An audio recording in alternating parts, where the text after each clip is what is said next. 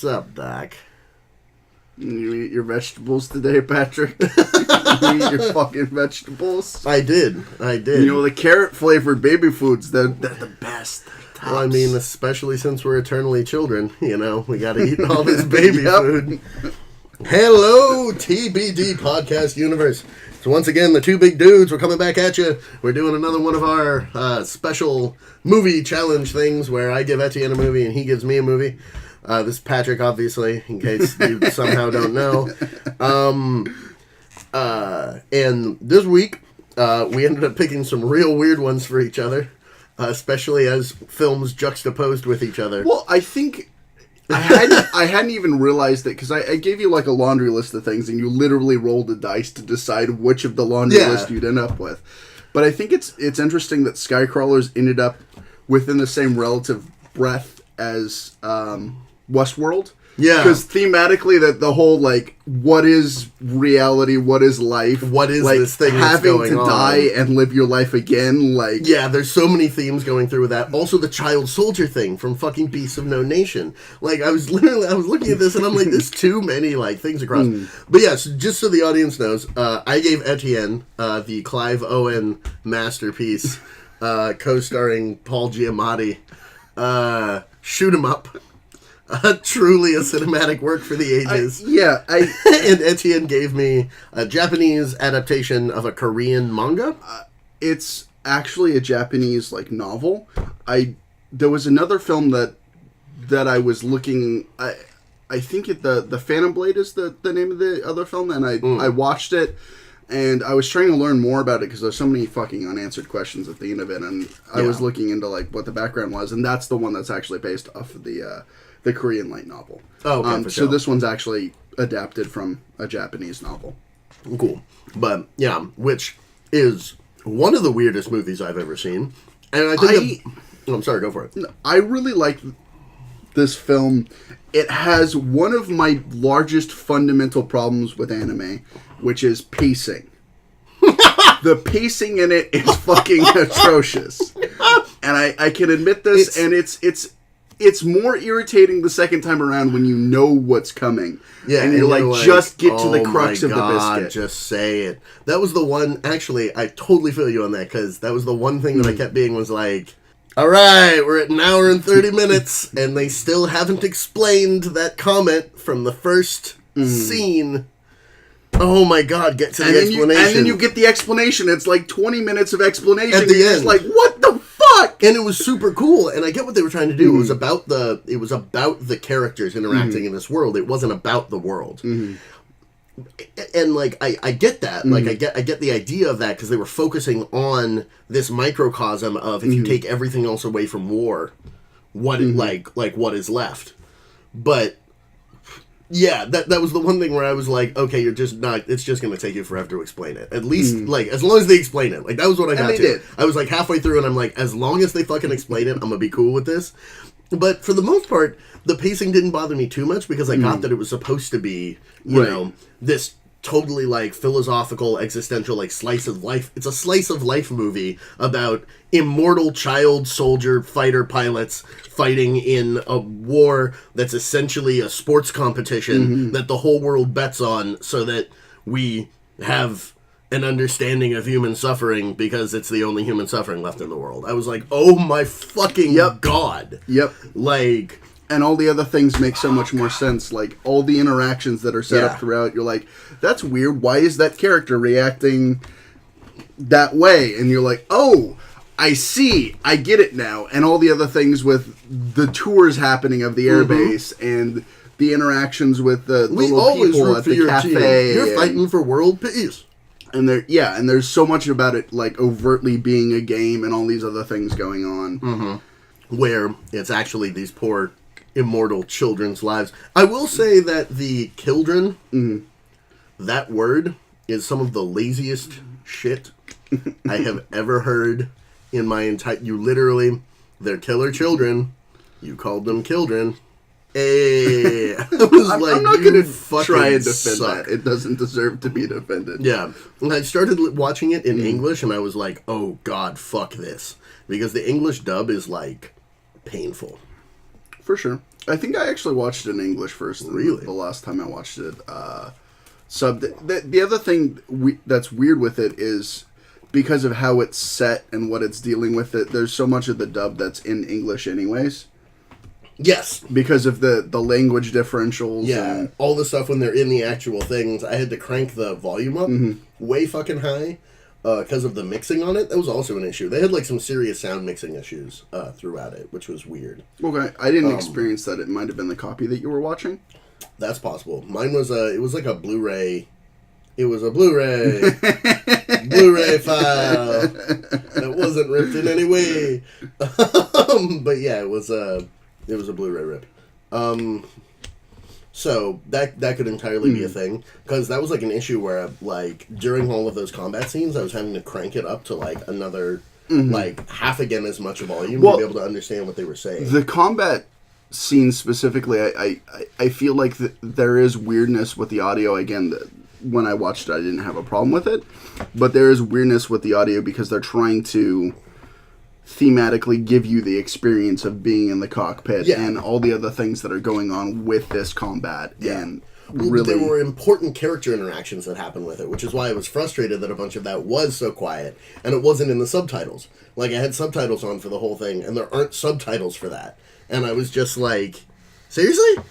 You're not going to give me I'm subtitles? really sorry for like, the copy fucking, you watched, Patrick. like, fuck, dude. Yeah, no, it's okay. That often happens at my local DVD supermarket that I go to. Schmuckbuster. Yeah, Schmuckbuster. It was Schlockbuster, but then they got like sued by Schlockman and Schlockman. It's a law firm. They also decided to start selling frocks, so they really... Frocks, smocks, and schlocks. Come in and get your bootleg movies. So shit, we shouldn't have said that last part, officer. Don't worry about it. Smoke bomb. So changing gears just slightly, I really want to know what you think of Shoot 'Em Up. Okay. It's the tone of your voice. The movie. It's a kind of movie that I would generally hate. But there were so many of the right things that, like, lined up for me. I watched it right after, like, I got off of work. So I was dead tired. I didn't want to think. And just having that mindless action of, like, yes, this is great. I love the cheesiness. I love the intensity, everything. Like, I don't have to think more or do more. I can enjoy this for what it is. And that's the perfect way that Shoot 'Em Up should be experienced. Yeah. There is depth to it. You can read into it, but a little bit. Again, it is a very modern but classic mindless action film. Well, and it is, I think that it 100% achieves what it sets out to do, which is part of what I absolutely adore about the film. It's one of the few films that I consider perfect. Not because it is a good film, but because it is a bad film. It knows it. It plays 100% into it and is just like, this is what it is. You came here for mindless action. It was specifically designed and conceived during production as an R-rated live-action Bugs Bunny film.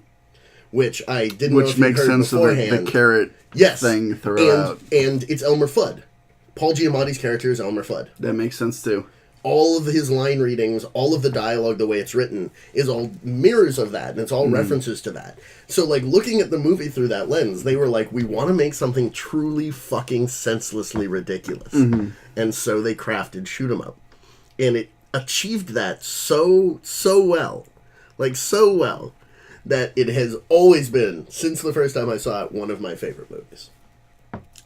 Yeah, It also, like, in addition to, like, just being exhausted and wanting to, like, relax and enjoy something and not have to think, like, there's the elements of, I don't know how it started, but I really like Clive Owen. I haven't seen him in that many things. I think the first thing I saw him in was Arthur, which is more interesting than it is good or bad, I would say. Wow.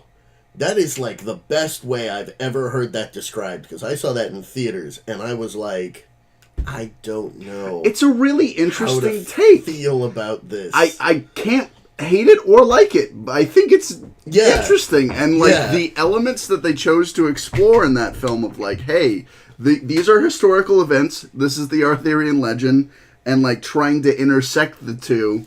And they did some of that kind of crudely. It was like somebody was like, "Here's Arthurian legend," and just started like hate stomping it into a box that was full of historical events because they don't line up well. Because legend, but like no, definite qualms that I had with the movie, but for whatever reason, I really liked him in that movie. Oh yeah, I thought he did a fine job, and I think that really jump started. Like I've probably only seen him in like 4 or 5 films. But, like, everything I've seen him in, I've liked him in that film, you know, regardless of how I felt about the film. Yeah. So that definitely, like, in addition to, like, being the right mood for it, helped fit. And I like Paul Giamatti as the bad guy. He was way too much of a badass in this, even though he is ultimately a pussy with a gun. But, like, he's still, like, He's way too effective. He caps too many fools. Like he's not, but that's the whole point. He's the only person who's actually a fucking threat to Clive Owen in the whole movie, because he's not actually just like in that whole final joke. Like he isn't a pussy with a gun in his hand. Like the point where his gun is out and Clive Owen has the gun on him. He doesn't break. He doesn't run. He doesn't cry. He draws a knife and charges down the hallway at fucking Clive Owen. He's ready to go down in flames. He is ready for it. And I loved that. I love that he's this weird, dumpy, like, necrophiliac, but, like family man. Like, what the shit? I love him, and I think he can be villainous, but like the muscle part, like I didn't fully buy. Just being perfectly honest, I would love to see a like a mobster or some sort of other criminal film with Paul Giamatti as like the brains and Jon Favreau as the muscle. Jon Favreau. I don't know who that is offhand. Let me look up his face. I hope it's like an equally interesting face to Paul Giamatti's face, because like kind of you gotta like balance. Also, that out. if you don't know Jon Favreau, you should definitely watch Chef, which is excellent. If you haven't seen it yet. Oh no, I've heard good things about Chef. For sure. I just think that duo would work well. Yeah, he has a good face. Yeah, he's got the like face and the build for that. I would love to see Paul Giamatti as just like a normal mob boss instead of a former forensic behavior consultant and made up techno jargon. Oh God. Oh man. See, do we really suck that bad? Or is he really that good? God, a little bit of column A, a little bit of column B. Yeah, but he's good. He literally pops the rope. He one-shots the rope as he's doing his stupid Superman repel thing. That whole thing in Hammerson's when he sets up all the fucking traps and they all fall like perfectly into him, even to like the point with the guy who has a fucking gun on him. Yeah, and he drops the gun to take out the camera gun that's set up, and it's like, what the fuck? Oh my God, the turret, dude. Though absolutely my favorite is the Falk truck and tool moment on the rooftop. During the initial escape that has the fuck you too. See, I haven't seen it enough. I obviously remembered the fuck you too, but I didn't remember what the original sign was supposed Falk, to be. truck, and tool. I've rewatched this movie way too many times, so every time he gets on the roof, I'm like, yes! Yes! It's just Paul Giamatti's pissed off face blowing out the L on Tool, like, oh my God. But that was just kind of an interesting, because you have this movie that has a base of so much action, but is so philosophical in Skycrawlers. Yeah. And then you have this movie that the base is like a political intrigue, but the actual execution is random, absurd bullet slides. Like, I love that. All of the fight scenes that he wins by bullet slide, like, he just slides. He slides like 70 feet across the floor, shooting people. Like, the physics are just not there. Oh, the decoy baby? Oh my God, the decoy. I'm sorry, I'm going to stop ranting about that. No, it's fine. It was interesting having those two as the juxtaposition. And also the, like, super like high energy, like yeah ending of shoot 'em up versus the like, perfect like staring out into the sky until everybody slowly gives up because they know he's not coming back. Yeah, except he is coming back, and as somebody else. And those who remember are just gonna hurt. And then, hey, credits music.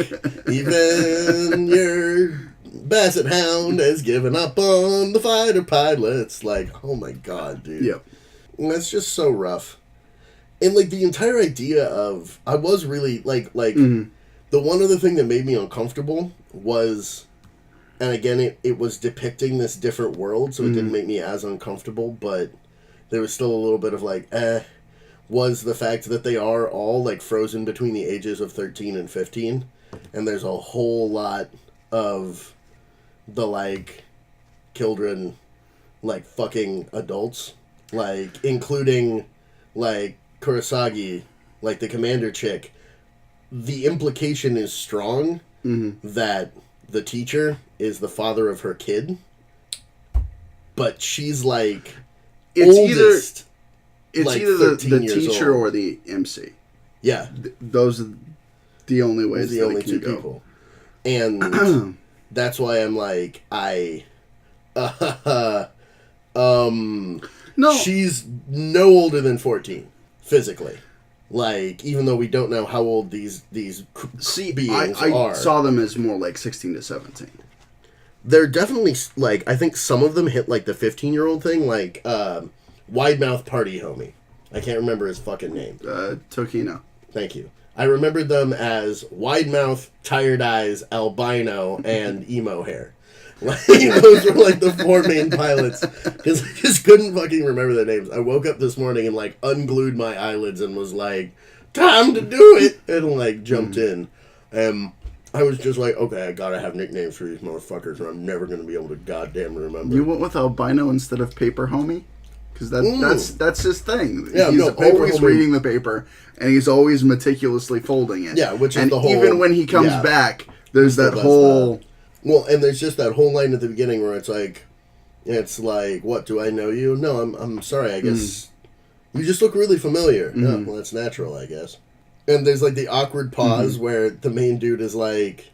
Or Yuichi is just like, you're just gonna leave it at that? You ain't gonna explain the fuck you mean by that? Because they've all had to deal with this multiple times. And, like, rolls out.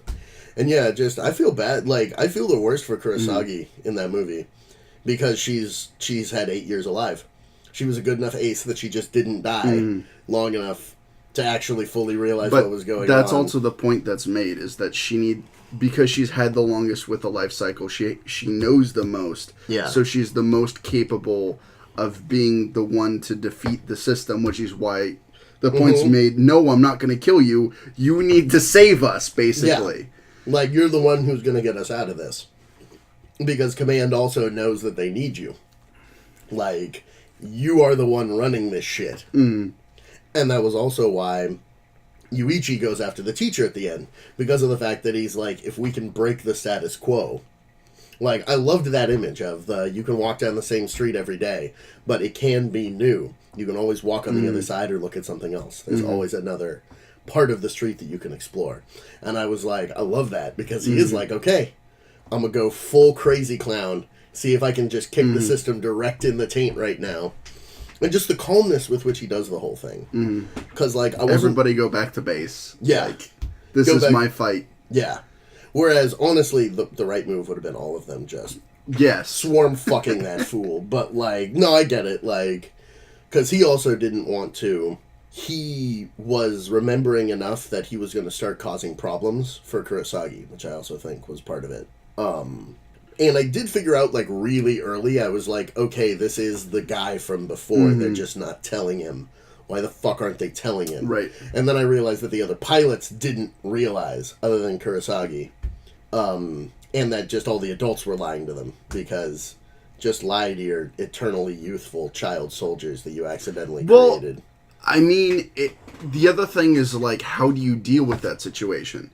Because there's like, Mama, the fucking, mechanic that repairs all the ships and takes care of them, like, she's obviously, like, in pain and suffering because she's seen this happen so many fucking times. She watches them die again and she's sick of it. Yeah. But at the same time, like, how do you effectively break that system, break that cycle? And she doesn't know how. Right. So the best thing that she can do is be there for them when they need it. And try to keep them alive as long as she can. Which is what she's doing. That just, like... But yeah, the interesting philosophical point of that war is gotten to this point that it's so processed and so synthesized that nobody truly has to die anymore. But at the same time, they do. Yeah. And the reality of, yes, these aren't really people in the sense, but they are because they're living, breathing, thinking individuals. They are absolutely people. And they touch the lives of the people around them because basic interactions and having to see them die repeatedly. Like, yeah.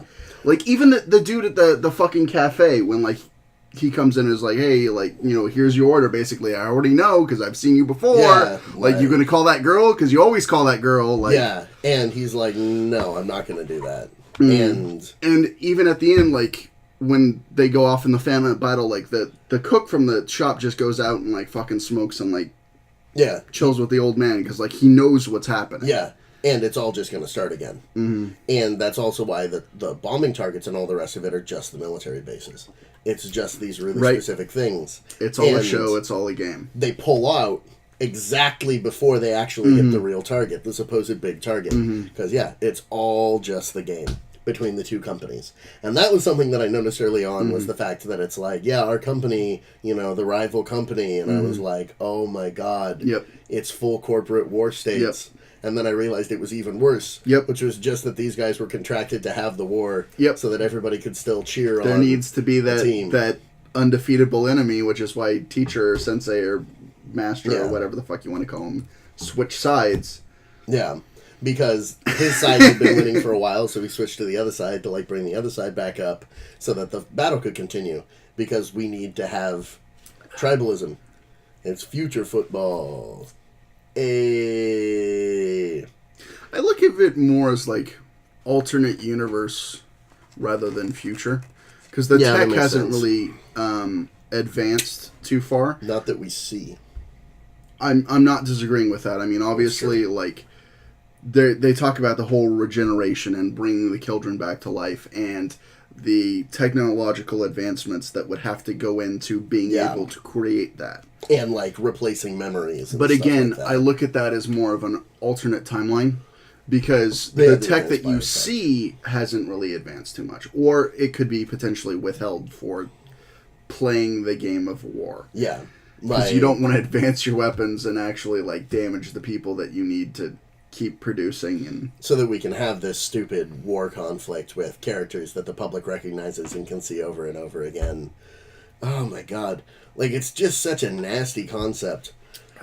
And them being trapped in that world, and at the end, there not really being any kind of a resolution. There literally is not a resolution at the end of the film. It's just the next cycle. Yeah. Which I love. Yeah. Like, it's a straight kick in the nuts. But, like, I love it because it's exactly what...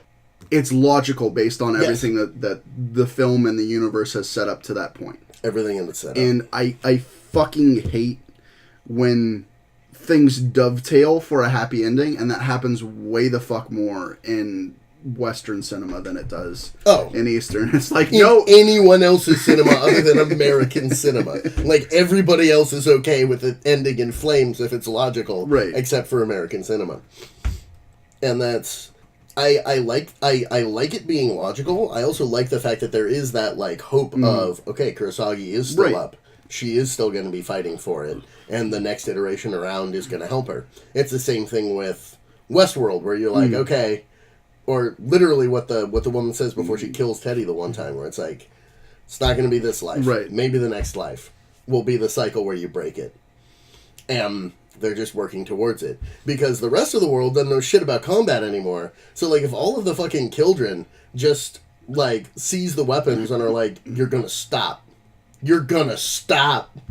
Like, that's going to be awesome. Like, that's what I'm into. I want to see the, like, children revolution. Like...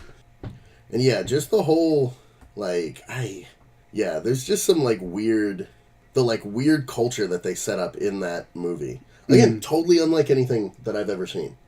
And that was, again, part of what was interesting. Both of these movies are totally unique. There's nothing else like them. I think there are certainly things that try to be like Shoot 'em Up, or things before Shoot 'em Up that tried to be in that similar vein. And I don't know that they quite achieved it. Yes. Because there's being aware that you are bad and still trying to accomplish something and failing. Yes. Certainly, I think The Spirit tried to do that. I don't know if you watched The Spirit. I didn't see The Spirit. I heard it was lit. I heard nothing but people saying it was god awful, and I was like, "Hey!" Yeah, I very much think that there's similarities there. Okay, and I don't know which came first. I think The Spirit probably takes itself more seriously than Shoot 'em Up. Yeah, because I mean, yeah, Shoot 'em Up very much has the base of like we are. Shoot 'em Up does not take itself seriously in any moment. That's part of what I love about it. Like, it's like Planet Terror. It's a whole bunch of really skilled filmmakers and actors making something terrible on purpose. And I love watching that train wreck. Like, it's like a carefully orchestrated train wreck, and like no, it's a carrot-fully orchestrated train wreck. Yes, no, that's very true. You were right the first time. A carrot. It's just all carrots. And that's also part of what I love about the film is the implication that just simply the action movie never ends for poor Clive Owen, for Mr. Smith.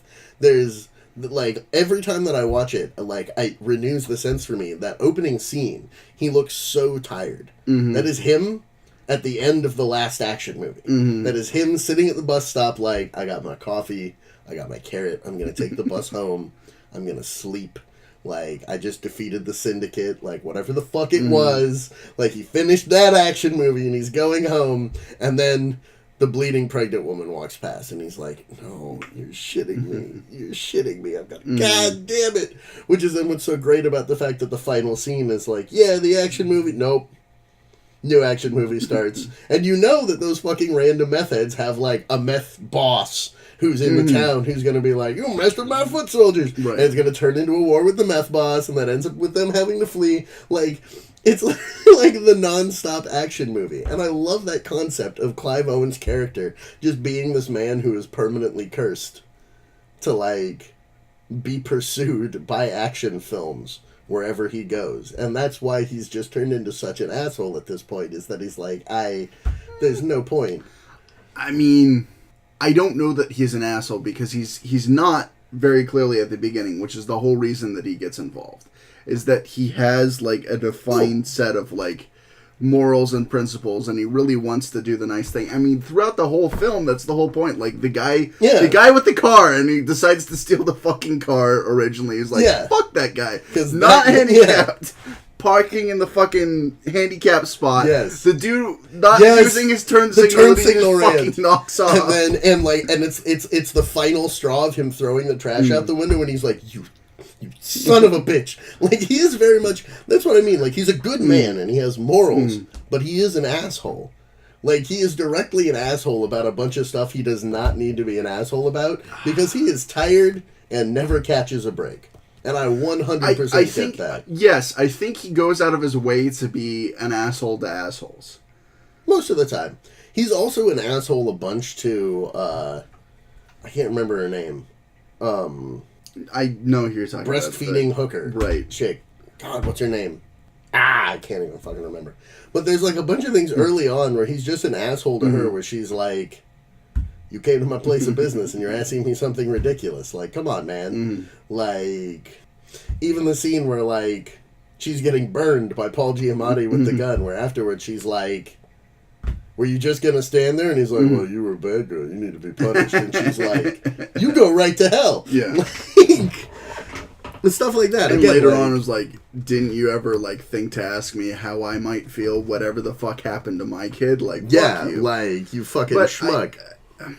I don't know. I view as something like, there is clearly a past history there. They joke about it when he first goes to the whorehouse. Back when I was turning straight tricks.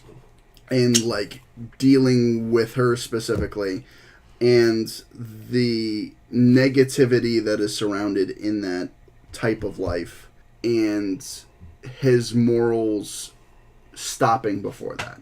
Yeah. So, not putting her necessarily in the same boat as the other assholes, but not necessarily putting her in, you know, somebody who needs to be helped and protected necessarily. Yeah. Like, she is a means to whatever end at that point for him. Keep this fucking baby alive until I can get rid of this fucking baby. Like, oh god, the park scene. My god, someone left a baby. Like, just goes down to the sniper shot instantly. We just fucking pull up out of nowhere, like, oh god, my the god. ridiculous thing of shooting the fucking merry-go-round, like, bullshit. Oh my lord. Every single one of those. All of the snags, the, like, baby snags as he goes. Like, that kid is gonna be the, like, rawest kid. Like, he ain't gonna have an education.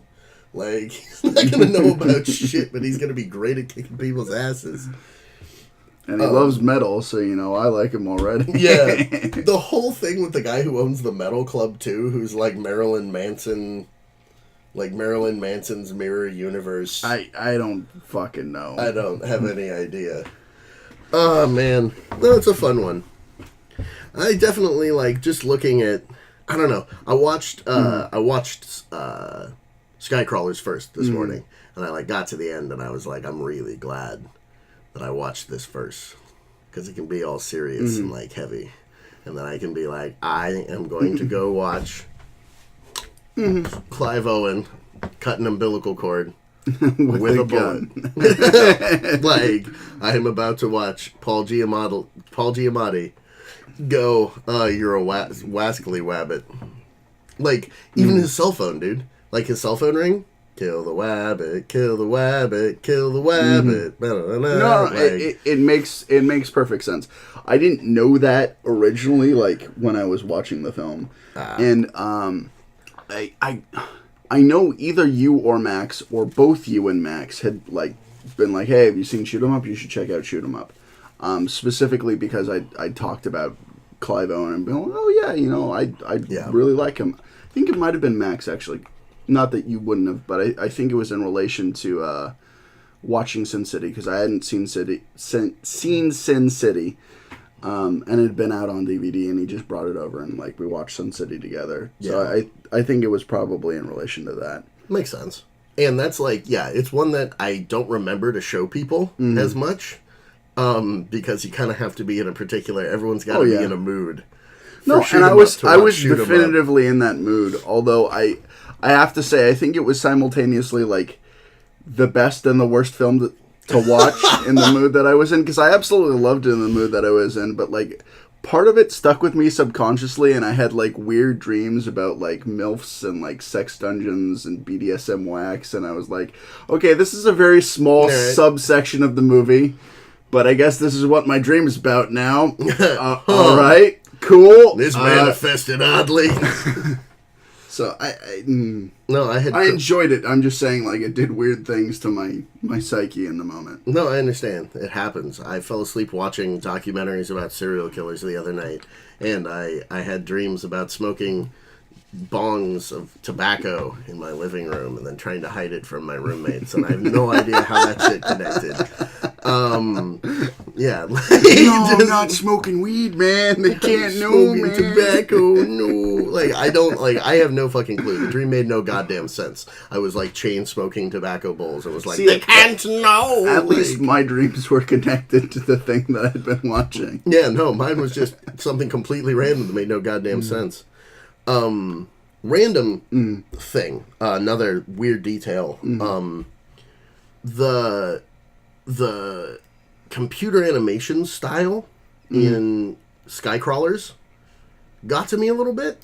That's understandable. Like, I've seen enough stuff that is just completely barf CG that like I don't hate the Skycrawler animation. I can see not liking it, especially like the stuff that we've looked at analytically for the show, all being like really great hand-drawn animation. And like watching Skycrawlers, it's not awful, but you can definitively see, okay, they just skipped this frame for whatever reason. Yeah. So, like, that's a little bit awkward of a run cycle there. Well, and, like, all the stuff with, like, it's so vertigo-inducing, like, the exact way that they, like, do the, like, spinning, like, aerial cameras and crap like that. And they just blended it really poorly with the hand animation. So, like, anything where it was going from, like, dealing with this guy to, like, dealing with people on the ground, I was like, that looks nothing like what's in the foreground. What's in the foreground is CG, and what's in the background is hand-drawn. And I'm like... I didn't have that problem. That was just something that bugged me specifically in the video quality of it. Mm-hmm. Because it was one of those things where I'm like, I get why they did that. Those aerial sequences would have taken, like 5 fucking years to hand animate, unless you had, like, a Disney-sized team of hand animators working on it, like, well, it's 15 hours a day. It's also, I mean, forget the size of the team, the budget. Yeah. I mean, in animation, that's part of why you see stuff that's mix of CG and hand-drawn, or stuff that, like, there are frames skipped. It's simply because we have X amount of money, we need to make this thing, we need to be able to do this thing, where are we scrimping on the budget? No, absolutely. That happens, especially with Japanese animation stuff, is there's so much stuff that gets funded without having a real budget because they don't know what the kickback on it is going to be. Yeah. There is so much weirdness with the Japanese animation industry. There's stuff that gets picked up that ends up being massively popular, and then they fund more series from it, and the original content that it's based on doesn't actually have the ability to keep up, so the series goes beyond the original content. It just goes into totally, like, madness. Yeah, the entire anime industry is really weird, and it's so focused on the visuals. Like, that's another big thing that I've read about happening, is that there'll be, like, an image test, like a video test for, like, one specific scene of the film, and the companies will go, funded! Make something! And then the guys are like, okay, figure out a plot. Right. Fuck, alright, throw this together. And there's so much competition that it has to be super tight, and it has to be really efficient in a way that Western animation doesn't always have to be, though it is still reflected in Western animation. Like that whole great, did you ever read, I can't remember his name, the dude who directed Deadpool? No. That was his first live-action film. Okay. Up until that point, he has only directed animated films, hand-animated films, and his entire team, like, he's the head of a production company that does animation. So, going into the movie, that was another movie that I thought was just beautifully, precisely made all the way through. It was totally lean. Everything was consistent all the way through. There was incredible detail work. And I looked at an interview of it after I saw it, and he was talking about the fact that, like, I come from animation. Right. In animation, the margins are tiny. Like, you have to make sure that everything is right, that you're really efficient with the way you tell every piece of the story, and it's got to be precise the fuck on, because you don't have enough money to go back and redo it. So, like, I'm very detail-oriented in my process, and I think that shows in the film, and I was like, yes, sir. Yes, sir, it does. And I thought it was a really cool angle of looking at that, of this is a trait that people in the animation industries just inherently understand because they're forced to.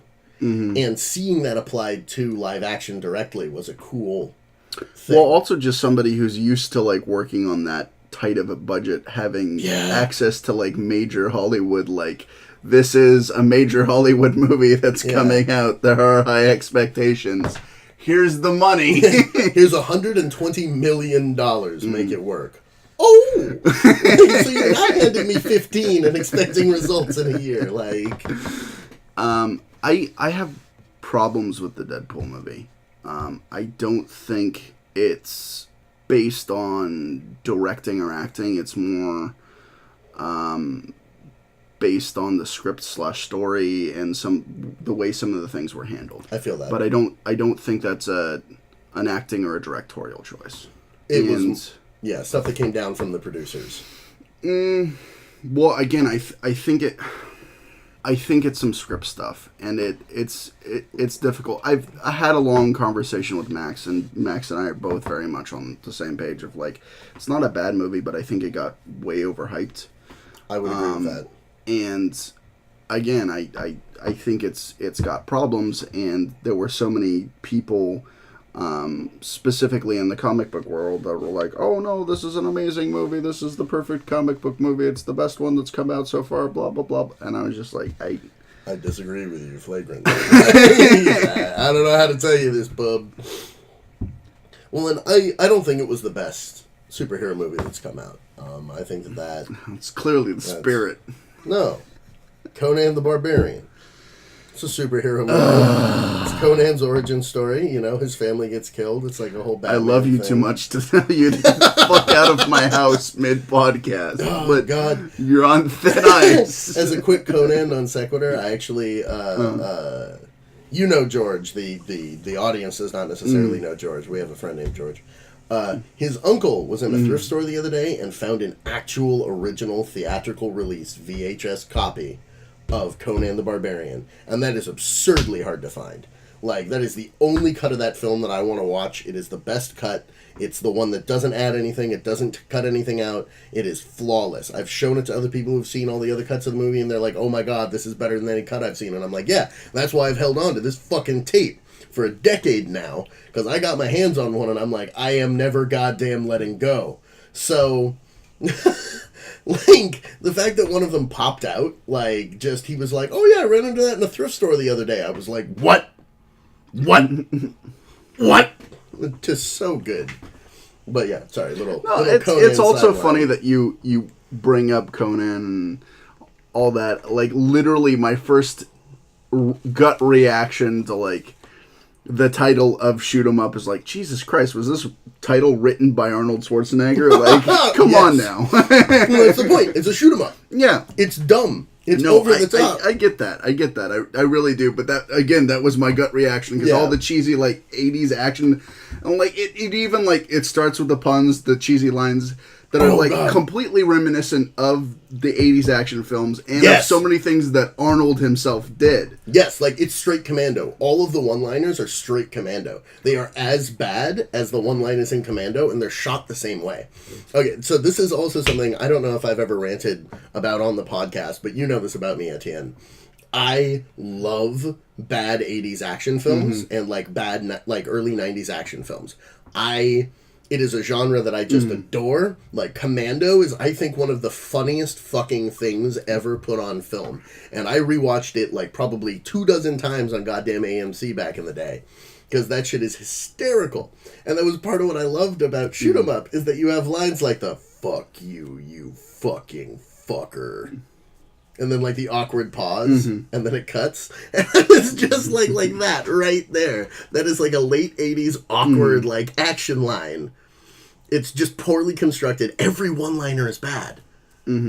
Every single one-liner in the film is bad on purpose. They know it. They set it up and then just lay this turn on you. And again, that's, like, something that really surprised me, because, again, it's like everything that I normally hate, but it worked for me in this. Yeah! And it's weird, because there's sometimes when you'll see parodies or something that's in the style of something else, and even though it's well done, if you hate the source material, if you hate what it's making fun of, if you hate what it's referencing, sometimes that can ruin the experience of this new thing, and it didn't with Shoot 'em Up. Nice. I have that problem with Silicon Valley. Specifically, that's one where I'm like, I truly do hate Silicon Valley and, like, the entire culture of it. So, like, watching this show is, I'm like, aha, this is brilliant. Oh, commentary. Oh, yeah, fuck. Like, no, I understand that, and, like, I'm a fan of Silicon Valley, and even being a fan of Silicon Valley, the show, obviously, not that. The place. Yeah, the man. The I mean, myth, it's an important part of our world today, but there are unfortunate realities of Silicon Valley that I wish were less unfortunate and less reality. But yeah, I agree with every part of those statements. I will co-sign them gladly. But even being a fan of the show, there are definite moments where it's almost too painful to watch, cringeworthy, because you know what's coming, and it's again it's the train wreck in slow motion. Yeah. Can you stop watching? And for me, on that one, yes. Yes, you can. I quickly stopped watching.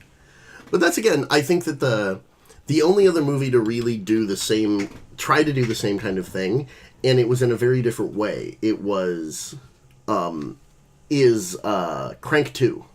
Crank 2 had that same idea of, let's push this ridiculous action movie as far as it can go. And Crank 2 was more of a parody.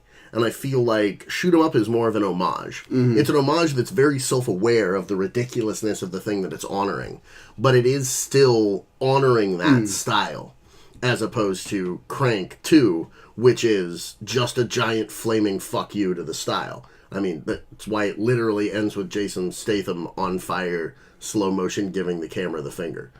Have you seen Crank 2? I have seen parts of at least one Crank film. I don't think I've seen either of them in their entirety. Fuck. I've heard bits and pieces. I mean, again, like... Oh my god. It's my usually a film genre taste. you hate. Right. And again, like, Crank 2 being a straight parody could mean that I love it, could mean that I hate it, because again... There is a parodying... kaiju fight. What? You get to see kaiju... Jason Statham why? versus kaiju Yakuza How does guy. he win? It's amazing. Like, the sequence starts and you're like, this isn't... No, what? No. What the fuck?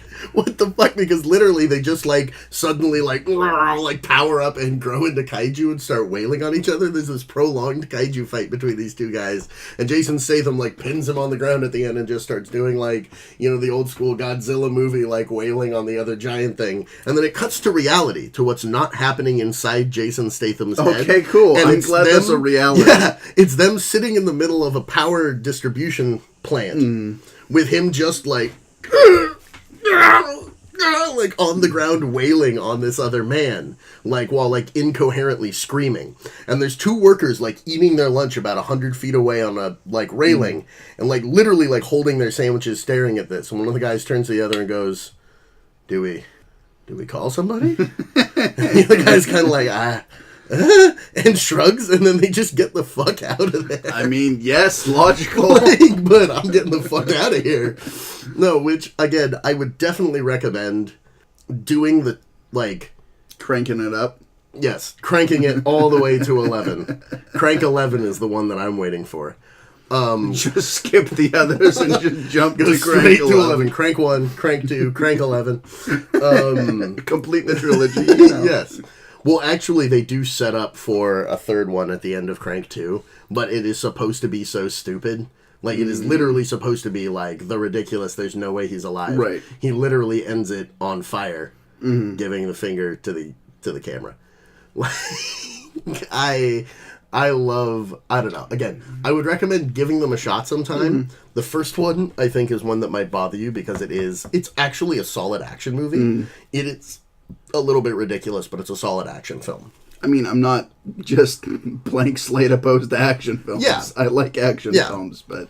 And the second one is just... The second one also features John Delancey as, like, the KCAL 9, like, news reporter covering this, like, crazed madman's rampage across the streets of Los Angeles. And so it features a very serious John Delancey being like, and this reporter can definitely say that this is some truly fucked up shit. It's just like John Delancey, like, deadpanning into the camera. Because that's the thing reporters say. Yes. That's again, reality. It starts with an 8-bit recreation of the final action sequence of Crank 1. Like, Crank 2 is, like I said, that's another totally unique movie that I'm like, I don't think anything has ever been made that's really the same, in the same way that Shoot 'em Up is. They're kind of in the same genre-ish. They're playing with both, the same elements, but they're taking in different directions. Yeah, in the same way that, like, and that's part of why I say that I think Shoot 'em Up is unique, is that I don't think anything else ever took it like that. The subtlety with which they did the ridiculous over-the-topness. Yeah, and especially if you take in the outside influence of we are going in this style, we are being this vain, but we're also doing the live-action cartoon thing. Yeah. It's such a weird middle ground. And that's, again, I'd really like to find more movies that are more like Skycrawlers. Because it was, again, such a, like, having that philosophy as such a core point of the film. To the point where the aerial combat almost felt out of place. Like, they needed it to break up the pacing of, like, just the slow conversations. And I understand, like, why they, like, are spaced throughout it. But I also feel like those scenes were kind of a concession to, like, action in the film. Because they could have figured out a different way to break it up. Because a lot of them, I was like, this is just so not what the rest of the movie is. But then again... It's reinforcing the overarching themes. Yeah. That's why they have it. I mean, I don't know that there are a large number of people who have an obsession, an intrigue, an interest in flight. And seeing the beauty and majesty of flying in whatever form that takes place in terms of pilots flying a plane or whatever. I certainly don't feel that, but that's something that I see there, and I think, again, works as a juxtaposition with the other themes of the film. A good point. And a very good point. Seeing Skycrawlers, after seeing so much of Miyazaki's work and his continuing theme of flight and the majesty that it has and the effect on humans, etc., etc. Interesting seeing it in Skycrawlers. And I was going to say it's more of an Eastern or a Japanese thing, and I don't have a basis to put that on. It's weird to me because, again, I'm very grounded. I hate heights. I hate flying. Word. I need to have my feet on the ground, so I don't echo this, so I can't speak to it directly. Yeah. I can only speak to what I see and what I interpret from other people in mediums that I am consuming, which is, again, why I was going to originally say that it's an Eastern or a Japanese thing. And that'd be something worth looking at. I think that part of that might be more of a comfort with dealing with kind of those elemental concepts that you get with a lot of Eastern cinema, a lot of Asian cinema just in general. I'm cool with elemental concepts as long as it's ground and fire. And it's not those two. Air is evil. I don't need to breathe. Yeah. Shut up. No, that's why I breathe only the very finest alcohol fumes mixed with pure nitrogen. Wait. I'm dead now. Yes. But I am a children, therefore I will live on. Oh my god, terrifying concept. Anyways, jumping back, way the fuck back, I don't think I ever responded to it. But the weird, creepy, overt sex stuff with the children. Yeah. I see that as a coping mechanism to deal with the fucked up reality of their world. The shit that they've experienced. Because everybody has some sort of vice in that, some sort of coping mechanism. Whether it's the weird, like, OCD, like, sticking to the routine. Yeah. I'm gonna read my paper every day. I'm gonna fold my paper the exact same way, neat and orderly. The Taquino who's always having sex, who's always getting wasted, like... You might need to go out on flight. I don't think it's a good idea that you should be drinking beer. Take it easy on the fucking beer. Like, fuck you. Like, yeah. And, like, everybody else is always smoking. Not because it's an anime, not because they're Japanese, but because it's a coping mechanism. And if you notice, none of the people who aren't children smoke, as far as I remember. I believe the dude at the cafe does. You're right. The dude at the cafe does, and the guard at Theater Command. Yes. Smoke, but they're the only adults you see smoke in the thing, I believe.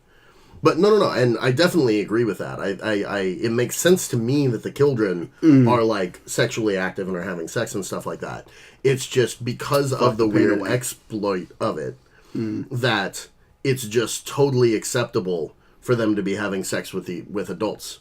Like, the prostitutes in town are, like, obviously, like, in their 30s and are, like, you know, like, these are their regular customers. These are, like, the people who are coming to that whorehouse. Like, and I don't know, like, it totally makes sense to me as, like, a world thing. It was just, like, an uncomfortable element of that world where I'm like, this is very much, like, everyone is okay with the fact that these children are having sex with adults because their lives are already these, like, horrible exploited messes. So I guess give them whatever vice they want. And, like, yeah, the same way that, like, nobody talks about the fact that Kunisagi is, like, a horrible alcoholic, too. Like, the times where you see her drink, she just doesn't stop. Mm-hmm. She simply does not stop. The chugging wine scene, where you just see her chug, like, a bottle and a half of wine over the course of that conversation. Well, yeah, and, like, they go back to the house, and fucking Konami's eating the frozen food, and she just has booze. Yeah. She's like, how can you eat that stuff? It's terrible. And she's just drinking. And like, oh, she doesn't eat any of the food she made. It's made of edible components. So, shrug. I'm like, eat back and, like, we all gonna die. And also just, like, I love Yuichi's, he has spent so much time disarming people with guns on him that I love that he just knows the exact science of it, where he does the, like, slow approach and then finger in behind the hammer. So I don't care. You can release the hammer and my finger will take it and your gun will not fire. And he just immediately does that in so many of the scenes, like the one where they start hooking up in the car and he's just like, let's pull this gun away from my head and drop it to the side, get my finger in the hammer there. Okay, cool. Hey, I can't get shot during sex now. Hey. Like, no. And I liked that detail, that, like, recurring detail of the fact that, like, that's one of the things he's good at. He's one of the best people at dealing with all of the emotions of the other pilots. And I'd also be interested to see how many times the pilots on this side have been recycled to the other side. Because all of the pilots have worked with each other before. Mm-hmm. Like, the implication is that they've worked with, like, the other guys who come in from the other division after the other division gets partially blown up. Like, I imagine they reshuffle people every few months. So, then do they trade people with the other side?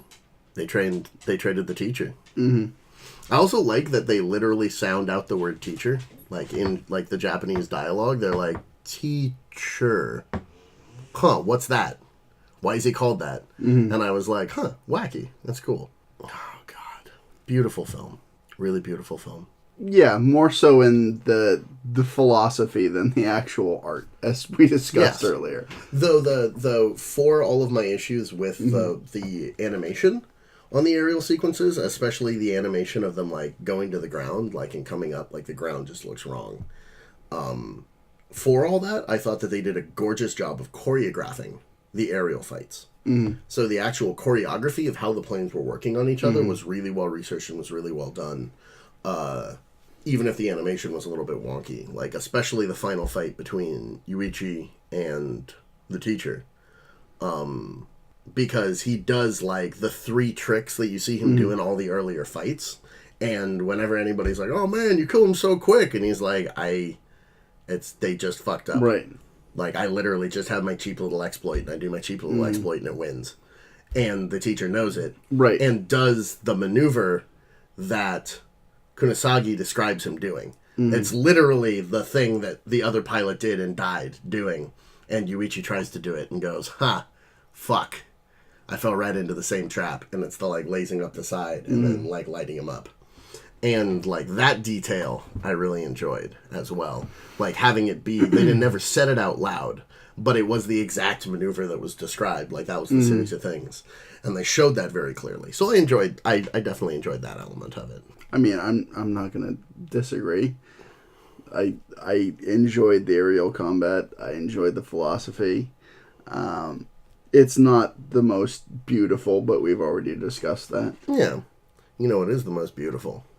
Baby in a bulletproof vest inside a tank. Yeah. Aw, because we're safe now. Yeah. Just the stupidity of, like, that's where you're gonna hang. That's where you're gonna hide out, inside this tank in a very public military museum. Cause a distraction. Let me beat this grown woman on the ass. And that whole, just the awkwardness of that, of, like, you don't know what that kid did. You've been a shitty little kid, like. I'm all for hitting you kids. Okay, I'm not actually all for hitting you kids. I'm joking. Fucking just go full Boondocks. I just hate to see a child go unbeaten. One of my all-time favorites. You ever try whooping his ass? Here, take my belt. Which, you know, I think the vast majority of the time you shouldn't hit your kids.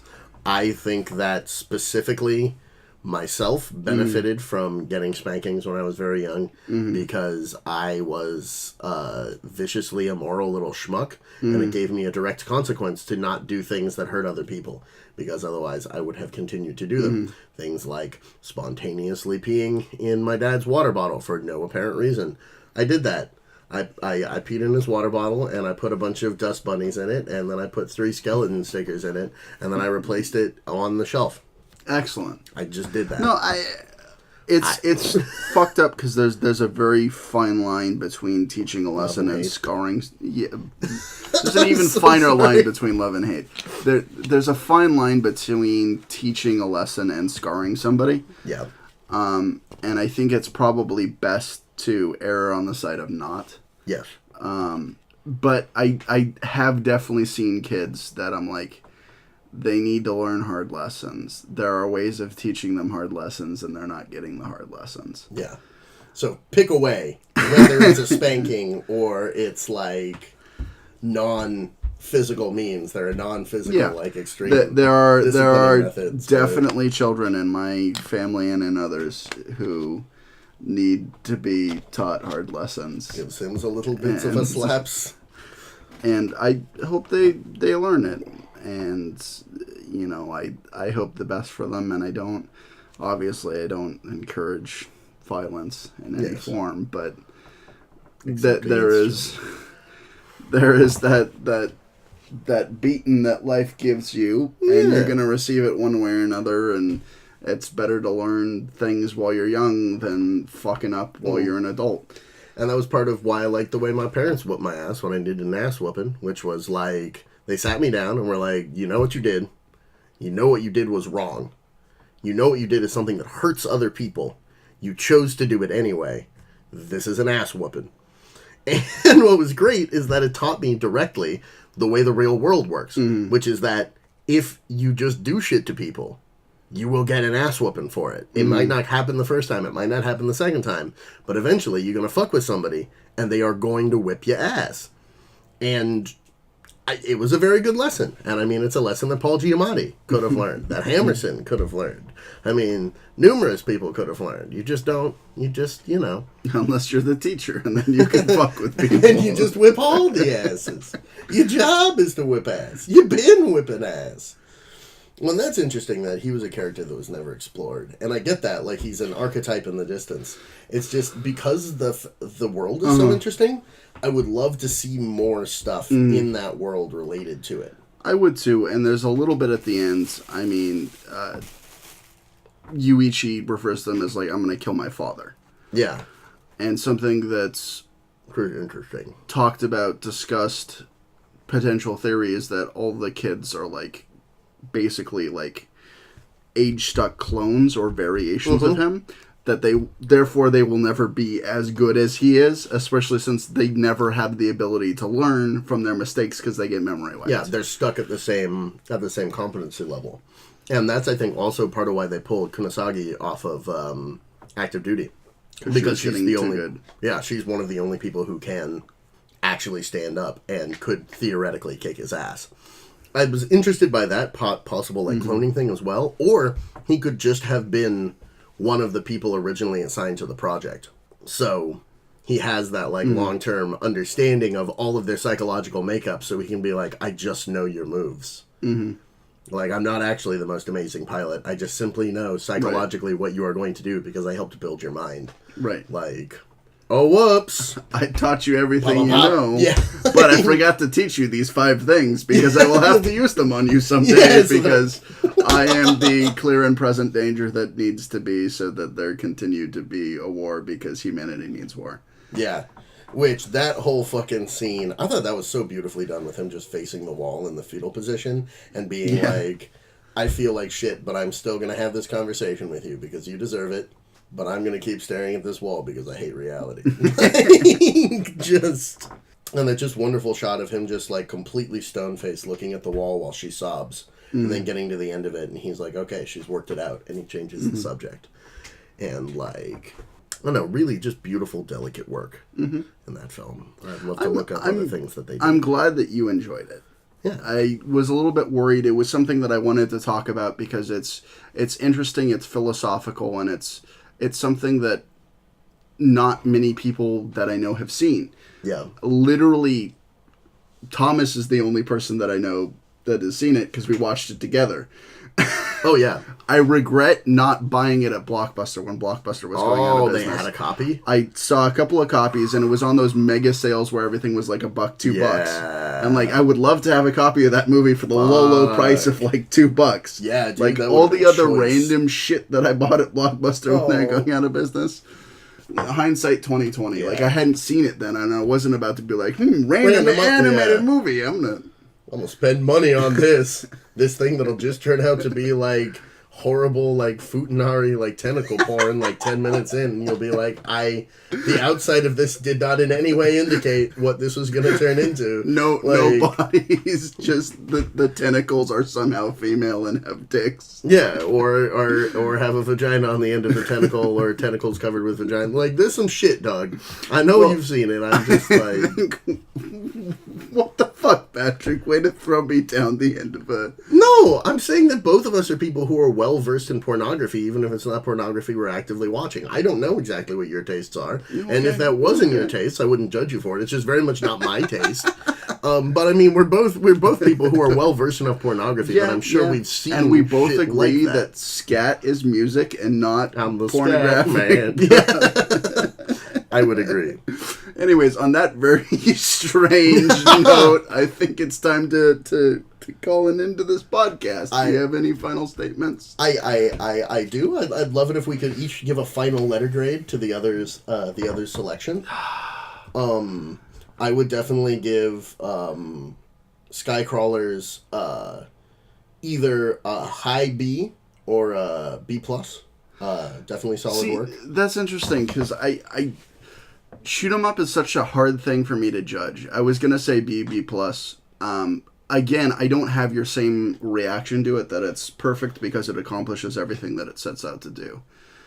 I think the bar for that is low enough that I don't think that's a standard that can be held. Okay. I see how it is. I really enjoyed the film. I think there's a lot of good to be said about it, and I think we've certainly said a lot of good about it. Yes. But I don't think it's that same caliber of perfect film because I don't have the same standard. Oh, yeah. So, yeah, probably B+ is about right for Shoot 'em Up, in my opinion. Nice. Cool. We ended up with them same letter grades. So there you have it, people out there in the world. Watch Skycrawlers if you want some wacky child soldier shit, philosophy, and watch Shoot 'em Up if you want mindless sex/murder scenes, Clive Owen sliding, and lactating prostitutes.